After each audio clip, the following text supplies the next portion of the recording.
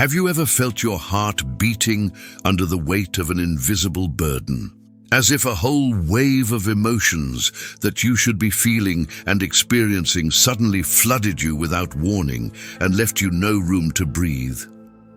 This is not indifference. It's not coldness. It's a cry that comes from the depths of your soul when your body and mind say, "I'm overwhelmed. I can't go on." Emotional disconnection is not emptiness in the heart. It is its opposite. It is the moment when everything you feel bends and breaks under pressure. It's like a tree in a storm that instead of breaking, pulls its roots deep into the ground to survive the storm. The psyche builds a wall, not to reject the world, but to protect what is left inside. Jung said that it is a defense mechanism that protects us from the emotional flood that can destroy us. When everything becomes too much, too many expectations, too much pain, too much longing and fear, instead of drowning, we disconnect. And while on the outside it may look like coldness, on the inside there is real chaos, a cry from the soul for a break, for silence, for breath. It is not a lack of feelings, but an overload of them, like a river that has burst its banks and is now flooding everything around it to find a new path. In this state, we are not living, we are merely surviving, hiding from our own pain, which we can no longer bear. Imagine standing in front of a huge mirror, but this is no ordinary mirror. It is a mirror of your soul, your deepest self, and in this reflection, you see something you fear, a shadow that seems to have a life of its own. It is a part of you that you would rather hide, forget, or extinguish. But it's there, no matter how hard you try to look away.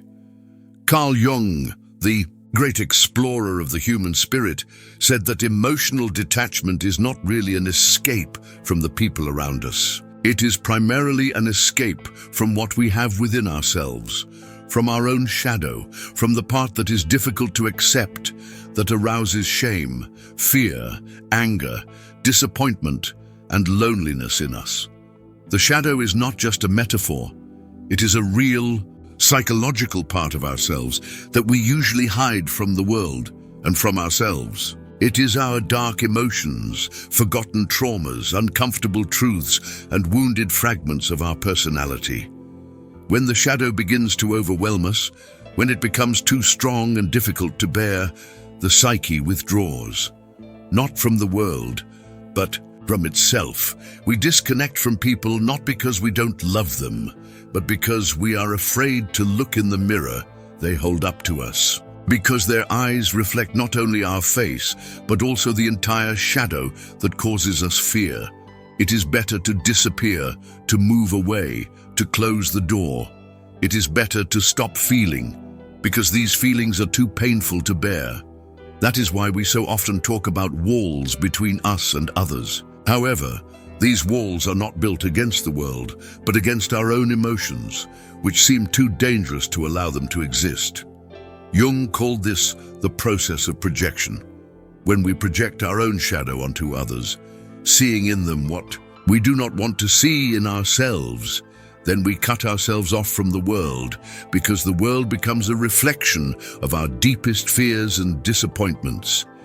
It is worth asking ourselves, have we ever really run away from others, or rather from ourselves?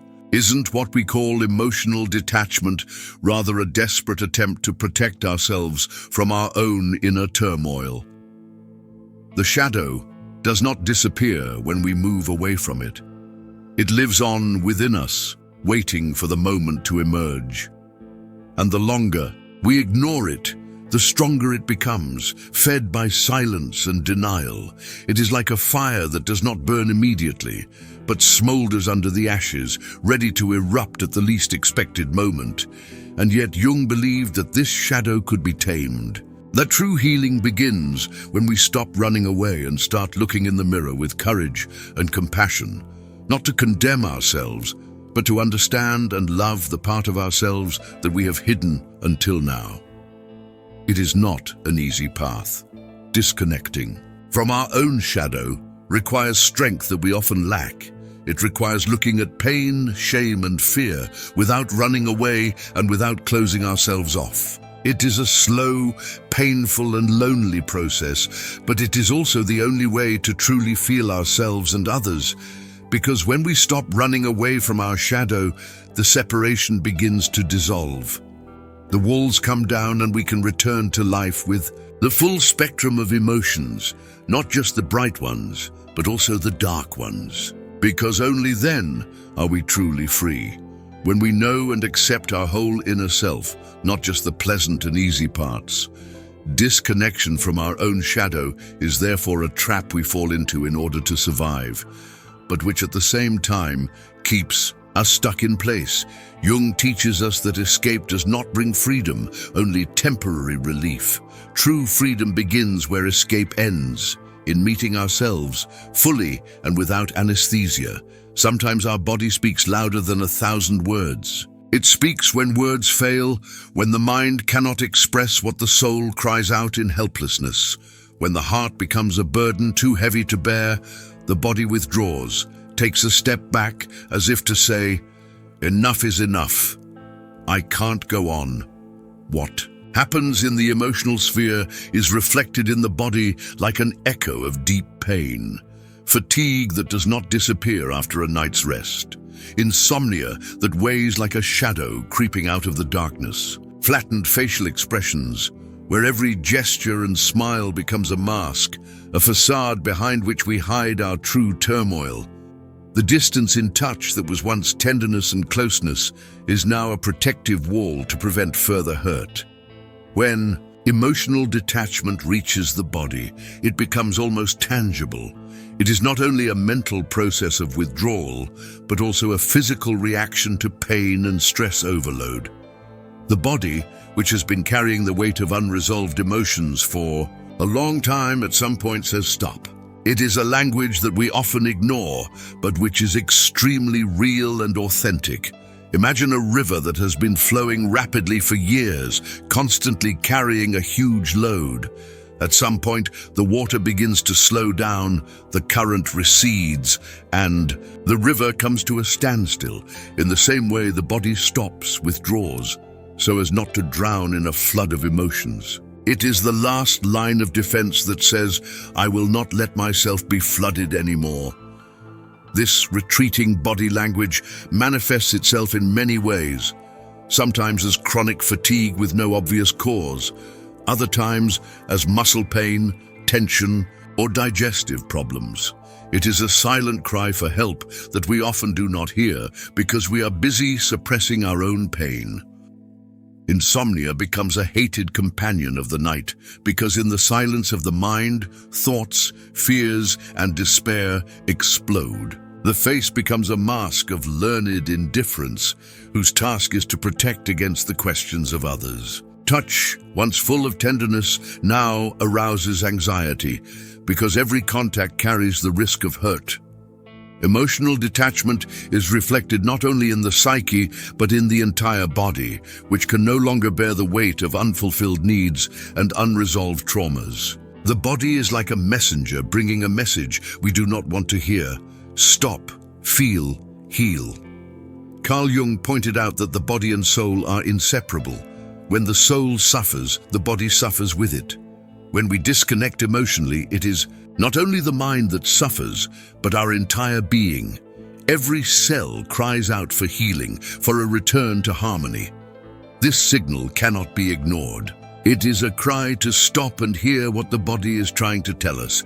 For as long as the heart carries pain without relief, the body will withdraw, protecting us, but paradoxically trapping us in a state of disconnection. Emotional disconnection is therefore also the physical loneliness of the body, which wants to feel, touch, love, but cannot because the heart is too tired and broken. It is a silent cry for relief that can only be heard when we dare to descend from the level of the mind to the body and soul, in full presence, mindfulness, and compassion. At first glance, they may seem cold, distant, and withdrawn. Their gaze can be empty, their words reserved, and their presence distant. But this is not coldness. It is silence that screams. It is silence that has grown out of the ruins of former hope, in a desert of unheard tears and rejected feelings. Emotionally, disconnected people are not icy islands of loneliness. They are rather lost islands in a sea of misunderstanding that no one can reach. Their inner world resembles a deserted garden where the flowers have long since wilted and the fruits have not ripened, because there was no sun of empathy, no touch of acceptance. Behind every closed person, there is a story that no one knows, a story of hurt that hurt so deeply that the heart decided to hide. Rejection, abandonment, betrayal, these are wounds that are difficult to heal because they do not always leave visible marks. Sometimes they are wounds of the soul that bleed silently, beneath the surface of a smile, beneath the mask of everyday life. Those who have disconnected themselves from the world of emotions often carry the burden of invisibility. They feel as if they are ghosts among the living, as if their pain is too complicated to understand, too great to bear. They feel unheard, as if their cries for help echo in the void. Their loneliness does not stem from a lack of people around them. On the contrary, they can be surrounded by crowds and yet feel completely alone, because loneliness is a state of mind, not a physical state. It is a lack of contact with other people on the deepest emotional level. It is a lack of genuine gaze that sees and accepts the whole person with their pain, wounds, and fears. This is why emotionally disconnected people are not cold. They are simply invisible to the world and often to themselves. Their pain is like a veil they have put up so as not to feel any more disappointment. It is armor that was supposed to protect them from further blows of fate, but at the same time separates them from life. Their hearts are still alive, though they may barely be beating. Within them smolders a burning need for closeness, understanding, and acceptance. However, this embers is often smothered by a layer of indifference and distance that they have imposed on themselves in order to survive.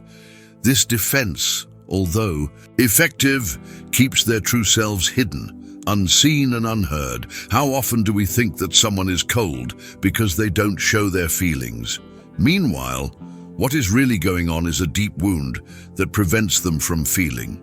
It is an attempt to protect themselves from pain that is too painful to bear. Disconnection is therefore a cry for help, though often expressed in the most silent and incomprehensible way. Hurt and loneliness create a barrier that is difficult to cross. Many people are afraid to get closer, not knowing how to talk to someone who has closed themselves off. This is why emotionally disconnected people live in the shadows, invisible and inaudible to the world, yet full of longing for healing. But even in the deepest disconnection, there is potential for reopening. All it takes is one spark, a glance, a gesture, a word that recognizes the hidden pain and says, "I see you, I hear you, you are important." That's when the lock begins to open and the heart can slowly begin to trust again. Because emotionally disconnected people are not cold. They are victims of the invisibility they themselves have experienced and which now binds them. They are souls who long to be seen, heard, and touched by genuine care again. Only then can their coldness melt away and they themselves find their way to a life of fulfillment that is not afraid to feel.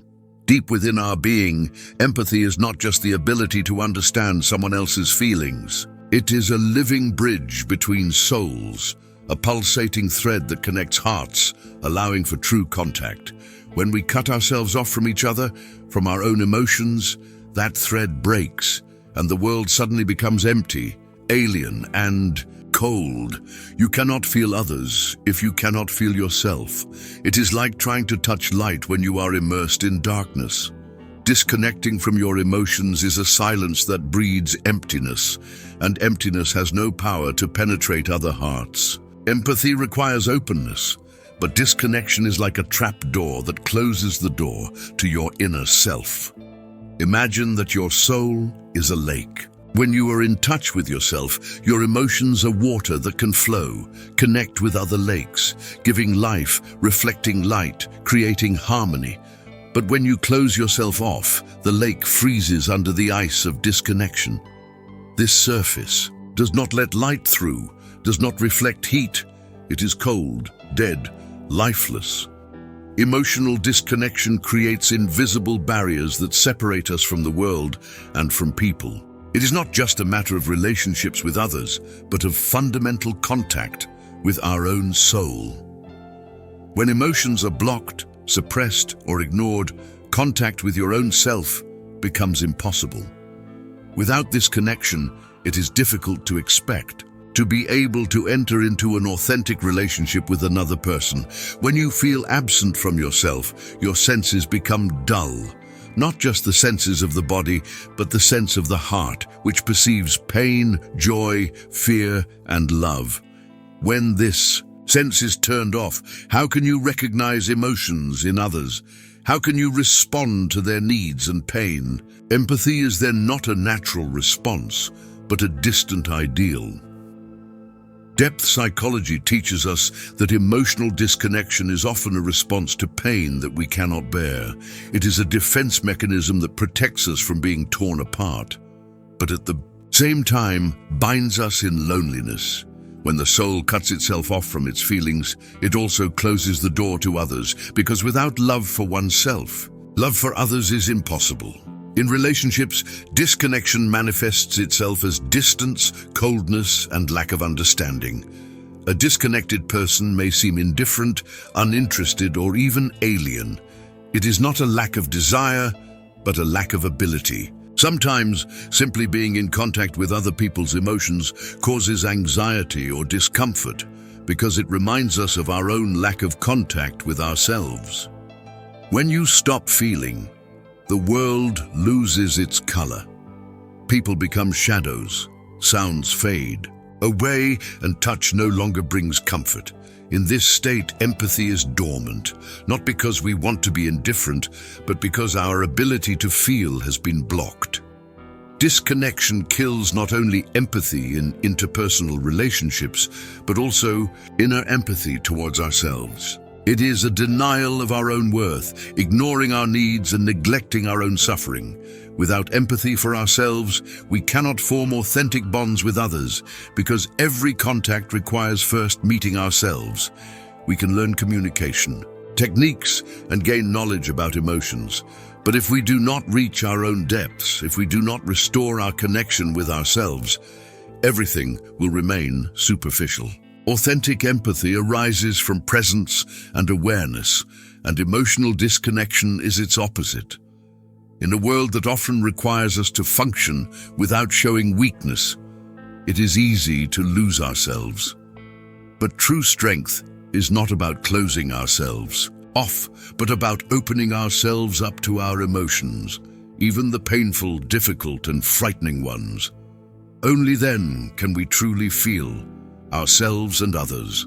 Only through a deep, unbroken connection with our own soul can true empathy be born, which can transform relationships and the world around us. Without it, we remain prisoners of our own disconnection, alone on an island we have built ourselves.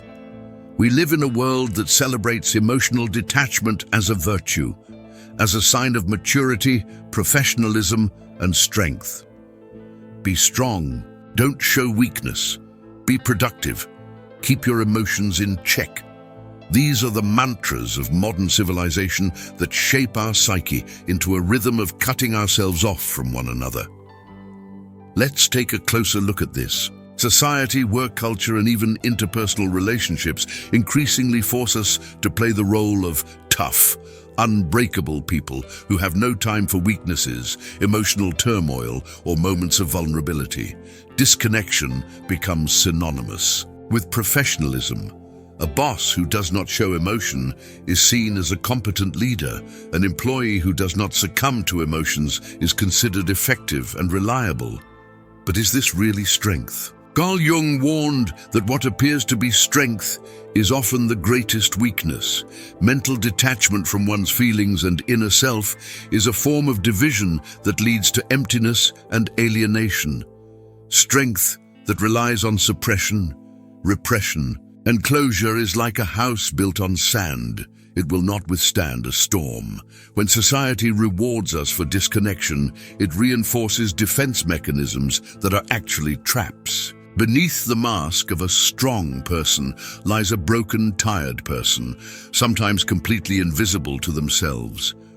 By running away from our emotions, we create a false identity that serves only to survive, not to live a real life. Productivity and efficiency have become today's cult. A person's value is measured by their ability to act, perform tasks, and achieve results. And emotions, they are obstacles, disturbances, weaknesses. When we cut ourselves off from them, the world seems more predictable and safe. But this safety is illusory because it comes at the cost of losing touch with life in its fullness. Jung pointed out that a person disconnected from their emotions and shadow becomes psychologically detached, drifting on the surface of reality without depth, without real contact with themselves and others. What society calls strength is in fact emptiness, and emptiness cannot give life. It is worth asking ourselves, am I really strong when I hide my emotions? Is true strength the absence of tears, anger, or sadness? Or is strength the courage to stand in the full truth about ourselves, with all our pain, fear, and longing? Jung reminded us that true emotional maturity lies in integrating the shadow, in accepting our whole being, not just the bright side. When we allow ourselves to feel, we do not hide our feelings in the recesses of our soul. We create space for authentic life and relationships. Social expectations often force us to be tough, but the price is losing ourselves. It's like playing a fake instrument. The sounds may be there, but they're not real. In this game, we are accompanied by loneliness, alienation, and a lack of real contact. Emotional disconnection thus becomes a paradox of modern life. It is both rewarded and punished, because although the world demands strength from us, without true emotional presence and spiritual connection, we feel increasingly empty and lost. This is the moment to stop and listen to yourself. To ask yourself, what does it really mean to be strong? Isn't it rather the ability to be authentic with all your baggage of emotions, wounds, and hopes? The social laurels of professionalism and productivity are often laurels of silence, a silence that drowns out the cry of the soul. But real life begins where courage meets feelings, not their suppression. In a world that rewards disconnection, Jung leaves us with a message. Don't be afraid of your wholeness, because only when you open yourself up to your whole self will the world become a place of authentic life and deep connection. In a world where we so often seek confirmation of love outside ourselves, emotional disconnection appears to be a paradox. It is not a lack of love from other people, but a lack of love that has taken root within us. It is not a void filled by absence, coldness, or rejection from those around us. It is a silence that resonates deep within the soul, in a place where there once was a safe bond with oneself. Carl Jung repeatedly emphasized that emotional trauma, rejection, or lack of acceptance in childhood can cause us to freeze part of ourselves in order to survive. This freezing, this mental shield, is not just a defense mechanism. It is a deep wound of love that could never develop, that had nowhere to take root in us. At this point, something important and painful happens. We learn not to feel because feeling hurts. We must first turn off our love for ourselves in order to survive rejection from the outside.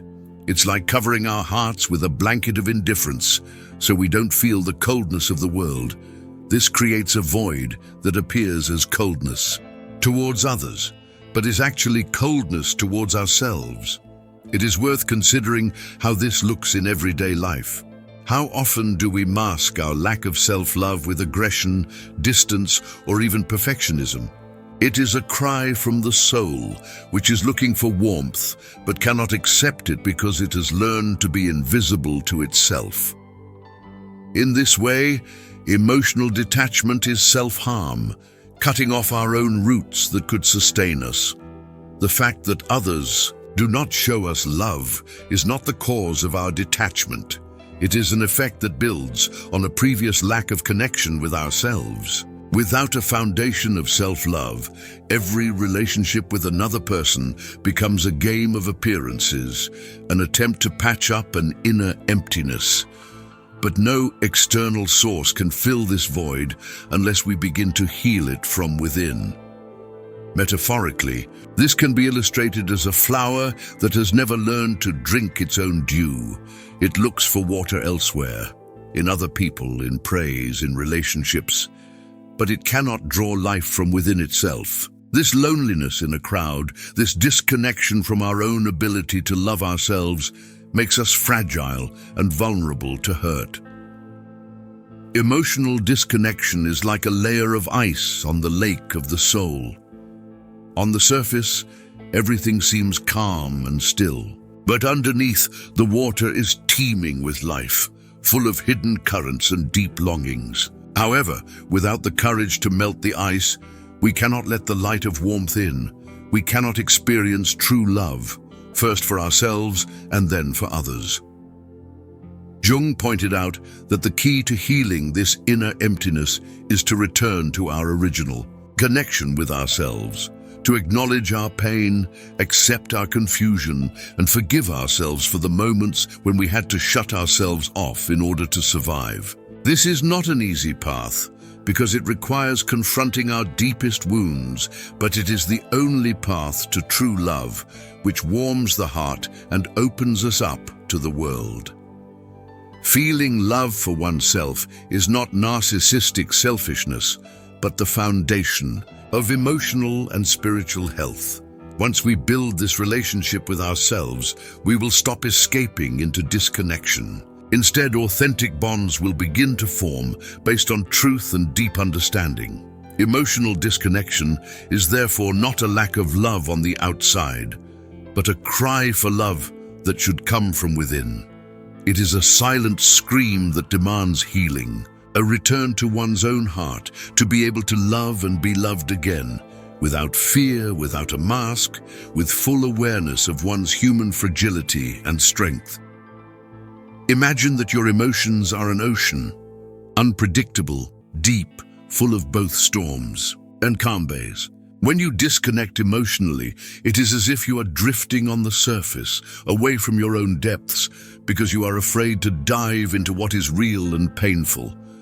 Many of us believe that returning to our emotions is something that should happen thanks to others, that it is in our relationships with loved ones that we will find ourselves again. But Jung teaches us something different.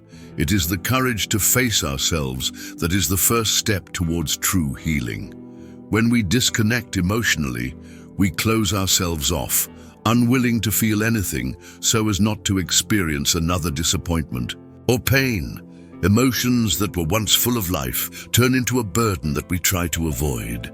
It's like running away from home, but without a map and without any certainty that we will ever return. However, true transformation begins with one decision, agreeing to step off the surface and dive into what is real. This is not about an immediate solution to all problems or instant relief. On the contrary, it is an encounter with our own shadow, with feelings of anger, sadness, fear, and helplessness that we have often suppressed or ignored. It is like allowing ourselves to cry tears that have been waiting to be shed for years, to let out a cry that wanted to be heard. Only then does the real return to ourselves begin. Jung said that deep within each person there is a space where our true essence resides. independent of the roles we play every day, of the masks we wear to protect ourselves from the world. To get there, we must put aside expectations and judgments, both our own and those of society. You have to learn to be with yourself, even when it's difficult, even when pain arises. It is an act of courage that does not rely on strength, but on softness and acceptance. Returning to your emotions is not just a mental process. It is a return to your body, to your breath, to your physical sense of self. The body stores the memory of our experiences, traumas, and joys. When we start listening to it more carefully, we can feel where energy is blocked, where our breathing is shallow and our muscles are tense. This mindfulness is like a gentle touch in the deepest corners of the soul, opening doors that have been closed for a long time. This practice is not easy, as it means breaking long-standing habits of cutting ourselves off from our emotions. It requires patience and compassion towards ourselves. We cannot force ourselves or rush. It is more like a dance, sometimes a step forward, sometimes a step back, but always towards a greater truth about ourselves. It is also important to understand that emotions are not our enemies. They are not something to be suppressed or fought against. They are signals that show us where we need attention, love, and healing. Ignoring them is like turning off the light that guides us home. Over time, when we allow ourselves to have this intimate conversation with our inner selves, something will begin to change. There will be space for anger without fear, for sadness without judgment, for joy without the need to hide. This is the beginning of a return to a full life, a life that is not afraid to feel. At the end of this road, though still long and full of challenges, a reward awaits us, a renewed connection with ourselves, which becomes the foundation for true closeness with others. Because, as Jung says, we cannot give to others what we do not have ourselves. Only when we begin to feel ourselves can we truly feel others. Imagine that emotions are a river of life, full of currents, whirlpools, and eddies that carry with them our entire history, from joy to pain, from love to fear. However, when we try to stop, silence, or redirect this river for years, it begins to poison the very source from which it should flow freely. Carl Jung, in his immeasurable wisdom, said that the soul protects itself by disconnecting from the world of emotions when they are suppressed for too long. This is the deepest form of defense, a survival mechanism that allows us to avoid ultimate collapse, but at the same time puts us in the shadow of our own existence. Suppressing emotions is not only a conscious decision, it is often the result of painful experiences from the past. Wounds that we were not allowed to mourn, words that were not spoken, judgmental looks that taught us that we cannot feel too much. In such moments, in order not to drown in a sea of suffering, our soul decides to do something that seems paradoxical. It disconnects, creating a wall between itself and what was once the source of life and meaning. It is as if the soul takes a deep breath and hides in a quiet corner to weather the storm. However, this disconnection is not permanent, although it may seem so. It is a state of suspension in which we live in a half-sleep between true being and emptiness. We often do not realize that this is why we feel empty, exhausted, distant from ourselves. Our body and mind struggle to survive, but our soul cries out for a return, for healing, for reopening to life. Jung emphasized that it is the shadow, the part of us that we fear and repress, that holds the key to healing. Suppressed emotions, though frightening, are like old trees that appear dead on the surface but are still pulsing with life beneath. Once we allow them to come to the surface of our consciousness, we can begin the process of transformation.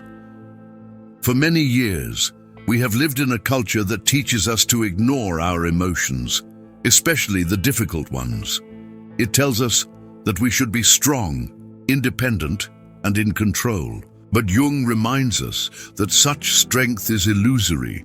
True strength lies in the ability to be authentic, in the courage to face our own suffering, in allowing ourselves to feel even when it is painful. When we suppress our emotions, our soul begins to live a life of its own, separate from our body and mind. It is as if we carry within us a secret that we do not want to reveal, a secret that is difficult to bear. It is in this isolation that loneliness arises, which is not only the absence of people around us, but also the lack of contact with ourselves. However, every wall can be broken down. Every severed part of the soul can be reconnected to the whole. It takes time, patience, and above all, courage. The courage not to run away when pain arises, but to stay with it and allow it to transform into light. It is a slow process that often begins with small steps, paying attention to your body, your breath, your thoughts and feelings that arise uninvited. Returning to yourself is also a return to a full life, to a life that is not afraid to laugh and cry, to love and fight, to be weak and strong at the same time. It is the discovery that our emotions are our guide, not our enemy. Jung teaches us that it is through accepting our own shadow that we can find true light. In this process, the disconnection that was once a form of protection begins to transform into an invitation to a deeper relationship with ourselves and the world. The soul that once cut itself off to survive is now slowly spreading its wings and beginning to fly, showing us that life, though full of challenges, is also full of beauty and possibilities. You are not bad, broken, or unfeeling. You are disconnected, but every cable can be reconnected. Every heart can be warmed again if you choose to hear it. Emotional disconnection often appears like a shadow, uninvited, invisible to others, and sometimes difficult for us to recognize.